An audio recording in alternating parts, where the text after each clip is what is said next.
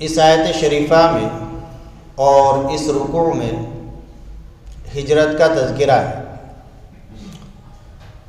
ہجرت کسے کہتے ہیں؟ ہجرت کے لغوی معنی ہے کسی چیز سے بیزار ہو کر اس کو چھوڑ دینا، کسی چیز سے تنگ آ کر بیزار ہو کر اس کو چھوڑ دینا، یہ لغت میں ہجرت کہلاتا ہے۔ اور محاورے میں جب ہجرت کا لفظ بولا جاتا ہے تو اس سے ترک وطن مراد ہوتا ہے۔ شریعت کی اصطلاح میں ہجرت جب بولتے ہیں تو ہجرت کہا جاتا ہے دار الکفر چھوڑ کر دار الاسلام میں چلا جانا، ایسی جگہ کہ جو دار الکفر ہو، جہاں آدمی آزادی کے ساتھ شریعت کے احکام پر عمل نہ کر پاتا ہو، تو دین کی خاطر، اللہ اور رسول کی خاطر اس ملک کو، اس وطن کو چھوڑ کر دار الاسلام میں چلے جانا، یعنی ایسی جگہ چلا جائے کہ جہاں اسلامی احکام پر، اللہ اور رسول کے فرمانوں پر آزادی کے ساتھ آدمی عمل کر سکے، اس کا نام ہجرت ہے۔ چنانچہ شروع میں جب مکہ مکرمہ سے مدینہ منورہ کی طرف ہجرت کرنا لازم اور ضروری ہوا تو اس وقت ہجرت کو ایمان کا جز قرار دیا گیا تھا۔ جو آدمی ہجرت کرے گا وہی مومن بنے گا۔ اگر بغیر عذر ہجرت نہیں کر رہا ہے، کوئی عذر بھی نہیں ہے، کسی طرح کا کوئی عذر نہیں ہے، اور اس کے باوجود اپنے وطن کو، مکے کو نہیں چھوڑ رہا ہے، وہ اس وقت دار الکفر تھا، تو اگر نہیں چھوڑ رہا ہے تو اس شخص کو مومن نہیں کہا جاتا تھا، وہ مومن نہیں تھا۔ ایمان کی شرط یہ تھی کہ قدرت کے باوجود، اگر قدرت ہے تو ہجرت ضرور کرے، ہجرت نہیں کر رہا ہے قدرت کے باوجود تو پھر وہ شخص مومن نہیں ہوتا تھا۔ چنانچہ کچھ لوگ ایسے تھے کہ جنہوں نے باوجود قدرت ہونے کے ہجرت نہیں کی، ان کو کوئی عذر نہیں، کمزوری بھی نہیں ہے، راستہ بھی جانتے ہیں، اور کسی طرح کا کوئی حیلہ، کوئی بہانہ نہیں تھا، کوئی عذر نہیں تھا، لیکن اس کے باوجود بھی ہجرت نہیں کی۔ تو ہجرت کرنا چونکہ اہم ایمان کا ایک جز تھا، اس وقت فرض تھا، ضروری تھا، تو لہذا یہ لوگ مومن نہیں ہوئے۔ تو اللہ تعالیٰ ان کی حالت کو بیان فرما رہے ہیں کہ جب ان لوگوں پر موت آئی اور ملک الموت تشریف لائے ان کے پاس، انہوں نے، ملک الموت نے ان کی روح قبض کرتے ہوئے ان سے معلوم کیا کہ تمہارا انجام تو بہت برا ہونے والا ہے۔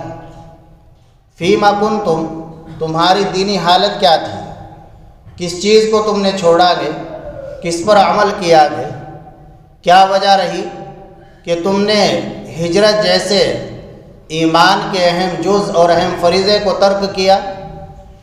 تو اس وقت انہوں نے اپنا ایک عذر بیان کیا، کہنے لگے کننا مستضعفین فی الارض، کہ ہم بے بس تھے، ہم زمین کے اندر بے بس تھے، ہم یہاں پر مکہ مکرمہ میں رہ رہے تھے، یہ دار الکفر ہے، یہاں پر ہم ایمان کے تقاضوں پر مکمل طور سے عمل نہیں کر سکے، یہ ہماری بے بسی تھی، ہم مغلوب تھے۔ تو فرشتوں نے ان کو جواب دیا اس وقت، الم تکن ارض اللہ واسعہ، کہ کیا اللہ کی زمین کشادہ نہیں ہے؟ کیا اللہ کی زمین صرف اتنی ہی تھی کہ جو مکہ شہر کی زمین ہے؟ اللہ کی زمین تو بہت بڑی ہے، تم اپنا یہ وطن چھوڑ کر اللہ اور رسول کی خاطر کسی اور جگہ پہنچ جاتے کہ جہاں تم اللہ اور رسول کے احکام پر، دین کے تقاضوں پر، ایمان کے تقاضوں پر مکمل طور سے عمل کرتے، فتہاجروا فیہا، لیکن بات یہ ہے کہ تم نے ایسا کیا نہیں۔ ہجرت تمہارے لیے لازم اور ضروری تھی، لیکن باوجود طاقت ہونے کے، قوت ہونے کے، کسی طرح کا کوئی عذر نہ ہونے کے باوجود بھی تم نے ہجرت کو ترک کیا، ہجرت نہیں کی، تو اب تمہارا ٹھکانہ جہنم ہوگا، اور جہنم بہت برا ٹھکانہ ہے۔ ہجرت، حدیث شریف میں، قرآن کریم میں ہجرت کے بڑے فضائل، برکات آئے ہیں، اور جو آدمی ہجرت نہ کرے اس کے بارے میں سخت وعید قرآن حدیث میں وارد ہوئی ہے۔ قرآن کریم کی کئی آیتوں میں ہجرت کے فضائل اللہ تعالیٰ نے فرمایا والذین آمنوا وہاجروا وجاہدوا فی سبیل اللہ باموالہم وانفسہم اعظم درجۃ عند اللہ۔ ایک آیت شریفہ میں فرمایا اولئک یرجون رحمت اللہ، اور ایک آیت شریفہ میں فرمایا لنبوئنہم فی الدنیا حسنہ۔ اللہ فرماتے ہیں کہ جن لوگوں نے ہجرت کی، ایمان لائے، اعمال صالحہ کیے اور ہجرت کی، تو ان لوگوں کے لیے اللہ کے یہاں بہت بڑا اجر و ثواب ہے۔ ہجرت کرنے والوں کے لیے اللہ کے یہاں بہت بڑا اجر و ثواب ہے۔ جو اپنا وطن چھوڑ کر اللہ اور رسول کی خاطر نکل گئے، صرف اس لیے وطن چھوڑا کہ یہاں اپنے وطن کے اندر رہ کر میں دینی امور پر مکمل طور سے عمل نہیں کر پا رہا ہوں، شریعت کے تقاضوں کو مکمل طور سے پورا نہیں کر پا رہا ہوں، محض اس وجہ سے اللہ اور رسول کی خاطر وطن چھوڑا، تو اللہ تعالیٰ فرماتے ہیں کہ ایسے لوگوں کے لیے اجر عظیم ہے، بہت بڑا اجر ہے۔ اور دوسری آیت شریفہ میں اللہ نے وعدہ فرمایا اس کی برکت، ہجرت کی برکت کیا؟ اللہ تعالیٰ فرماتے ہیں کہ جو ہماری خاطر ہجرت کرے گا، شرط یہ ہے اللہ اور رسول کی خاطر وطن کو چھوڑے۔ کوئی اپنا مفاد، اپنا تجارتی مقصد، مال بڑھانا، کسی سے ملاقات کرنا، ترقی کرنا، یہ سب نہ ہو، محض اللہ اور رسول کی خاطر کرے، تب یہ فضائل ہے۔ تو اللہ تعالیٰ شانہ فرماتے ہیں کہ جو ہمارے خاطر اپنا وطن چھوڑ کر جائے گا تو وہ بے چین اور پریشان نہ ہو۔ لَنُبَوِّئَنَّهُمْ فِي الدُّنْيَا حَسَنَةً، ہم دنیا کے اندر بھی اسے اچھا ٹھکانہ عطا فرمائیں گے۔ لَنُبَوِّئَنَّهُمْ فِي الدُّنْيَا حَسَنَةً، اچھے ٹھکانے سے کیا مراد ہے؟ بعض مفسرین فرماتے ہیں کہ اس سے مراد ہے حلال پاکیزہ روزی۔ اللہ تعالیٰ ہجرت کرنے والے کو بھوکا نہیں ماریں گے، وہ فقر و فاقے میں نہیں رہے گا، بلکہ اللہ تعالیٰ اسے حلال پاکیزہ اچھا رزق عطا فرمائیں گے۔ اور بعض مفسرین کی رائے ہے کہ اس سے مراد ہے عمدہ مکان، عمدہ رہائش کی جگہ۔ اور بعض مفسرین فرماتے ہیں کہ اس سے مراد ہے عزت و شرف، غلبہ۔ لیکن یہ سبھی مراد ہو سکتا ہے۔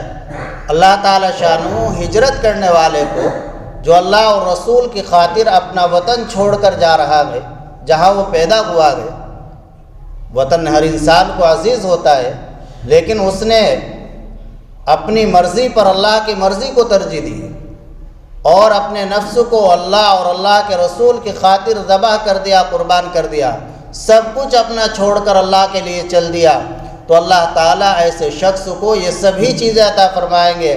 اللہ اسے حلال روزی بھی عطا فرمائیں گے، اور وہ اللہ کے لیے نکلا گے، اللہ اسے بے گھر بھی نہیں رکھیں گے، عمدہ رہائش، عمدہ مکان بھی اللہ اسے عطا فرمائیں گے۔ اور رہا عزت و شرف، غلبہ، تو اللہ تعالیٰ عزت، شرافت اور غلبہ بھی عنایت فرمائیں گے۔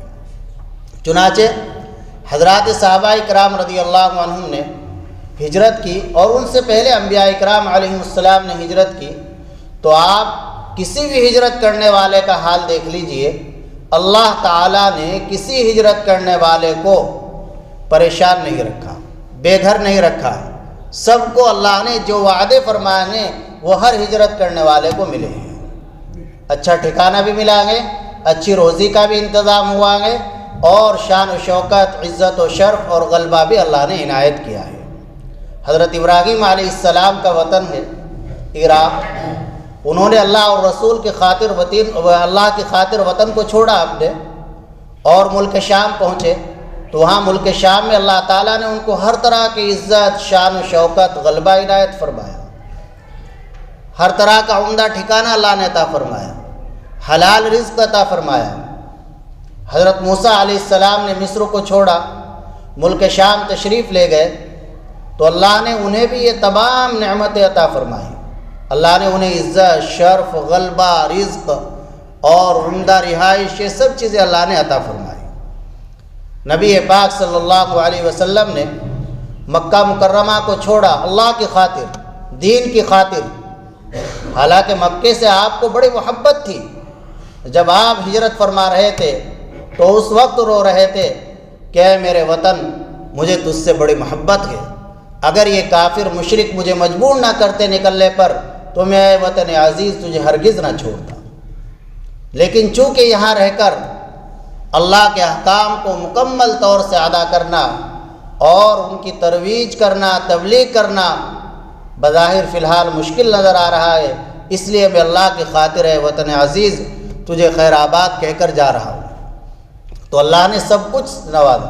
مدینہ منورہ تشریف لے گئے، عزت و شرف، عزت و غلبہ اللہ نے عطا فرمایا. کیسا عزت و شرف کہ جب آپ مدینہ منورہ تشریف لے جا رہے تھے تو مدینے کی عورتیں، بچے، جوان سب آپ کے استقبال میں باہر نکلے ہوئے تھے.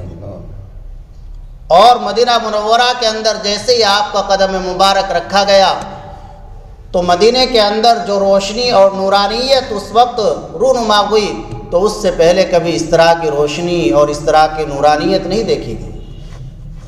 اللہ نے رہائش بھی اور رزق بھی اللہ نے خوب عطا فرمایا. حضرات صحابہ کرام رضی اللہ عنہم نے ہجرت کی تو حضرات صحابہ کو اللہ نے مدینہ منورہ کے اندر مکانات، رزق اور عزت، شرف، غلبہ سب کچھ عطا فرمایا. اور رہی وہ زندگی کہ حضرات صحابہ کی فقر و فاقے کی زندگی، اللہ کے نبی صلی اللہ علیہ وسلم کی فقر و فاقے کی زندگی، تو اولاً تو وہ ابتدائی ہجرت کی ہے، بالکل شروع کی. اور دوسری بات یہ ہے کہ نبی پاک صلی اللہ علیہ وسلم نے اور ایسے ہی آپ کے جانثار حضرات صحابہ کرام رضی اللہ عنہم نے باوجود فراخی کے غربت اور فقر و فاقے کی زندگی کو اپنے لیے پسند فرمایا. حضرت ابو بکر صدیق رضی اللہ تعالی عنہ مال تھا ان کے پاس، لیکن جب دینی تقاضا آ گیا، دینی ضرورت سامنے آ گئی تو اپنے گھر کا مکمل مال لا کر آپ کے سامنے رکھ دیا، مکمل مال. آپ علیہ الصلوۃ والسلام نے فرمایا کہ دینی تقاضا ہے، مال کی ضرورت ہے تو لاؤ مال. تو حضرت عمر رضی اللہ عنہ بھی بہت سارا مال اکٹھا کر کے لائے اور ان پہ مال بہت زیادہ تھا، تو اپنے مال کا آدھا مال لے کر چلے، آدھا حصہ لے کر چلے. اور یہ خیال دل میں آیا کہ آج میں ابو بکر سے جیت جاؤں گا، میرا مال زیادہ ہوگا، ان کے پاس زیادہ نہیں ہے، تو آج میری جیت ہو جائے گی. اس طرح دینی کاموں میں جیت، دنیاوی میں نہیں مقابلہ، دینی کاموں میں اللہ کے لیے فَلْيَتَنَافَسِ الْمُتَنَافِسُونَ. حضرت ابو بکر صدیق رضی اللہ عنہ بھی مال لے کر تشریف لائے، اپنے گھر کا مکمل مال لے آئے. تو حضرت عمر رضی اللہ عنہ نے جب دیکھا کہ یہ تو اپنے گھر کا پورا ہی ساز و سامان لے آئے تو فرمایا میں ان سے کبھی نہیں جیت سکتا، ان سے نہیں میں جیت سکتا. حضرت ابو بکر صدیق تو مال تھا ان کے پاس، لیکن انہوں نے دین کے لیے، اللہ اور اللہ کے رسول کے لیے اپنا سب کچھ قربان کیا. نبی پاک صلی اللہ علیہ وسلم کی زوجائے مطہرہ میں زینب، ان کو کچھ وظیفہ آپ کی طرف سے ملتا تھا تو اس وظیفے کو غریبوں پر، یتیموں پر تقسیم کر دیا کرتی تھی، اس لیے ان کا لقب ام المساکین ہے. تو حضرات صحابہ کے پاس مال تھا، مال ان کے پاس تھا، لیکن دینی تقاضوں میں انہوں نے خوب خرچ کیا اور اپنے لیے انہوں نے غربت کی زندگی کو پسند کیا. اللہ نے انہیں ہر چیز سے نوازا ہجرت کی برکت سے. جو وعدے اللہ نے ہجرت پر فرمائے وہ وعدے کسی بھی ہجرت کرنے والے کے لیے ادھورے نہیں رہے، ہر ہجرت کرنے والے کے لیے وہ وعدے پورے ہوئے. اسے اللہ نے عزت و غلبہ بھی دیا اور اللہ نے اسے رہائش بھی دی، رزق حلال بھی دیا. حضرت ابو ہریرہ رضی اللہ عنہ فرمایا کرتے تھے، اپنی ہجرت سے پہلے کی، اپنی ایمان سے پہلے کی زندگی کا نقشہ کھینچا کرتے تھے کہ جب ایک صوبے کا ان کو والی گورنر بنا دیا گیا تو اس وقت کہا کرتے تھے، اے ابو ہریرہ تو وہی ہے جو فلاں کے یہاں ڈیوٹی کیا کرتا تھا اور تیری مزدوری صرف اتنی تھی کہ جس سے تو اپنا پیٹ بھر سکے، اور تیرا کام یہ تھا کہ تیرے مالک جن کا تو نوکر تھا وہ سواری پر بیٹھ کر چلا کرتے تھے، تو پیدل چلتا تھا، وہ بیٹھتے تھے تو کھڑا رہتا تھا. یہ تیری، تجھے جو کچھ عزتیں مل رہی ہے، جو یہ مقام مل رہا ہے، یہ ایمان کی بدولت ملا ہے۔ تو ایمان وہ پختہ آدمی اللہ اور رسول کے احکام پر عمل کرنے کی ٹھان لے کہ مجھے اللہ اور رسول کے حکم کو پورا کرنا ہے، اس کے تقاضے پر عمل کرنا ہے، تو اللہ تعالیٰ اس بندے کو ذلیل و رسوا نہیں کریں گے، بلکہ اللہ تعالیٰ شانہ اس کو پھر نعمتوں سے نوازیں گے۔ جو وعدے اللہ نے فرمائیں گے وہ وعدے پورے ہو کر رہیں گے، پورے ہوئے ہیں اور پورے ہوتے ہیں اور پورے ہو کر رہیں گے۔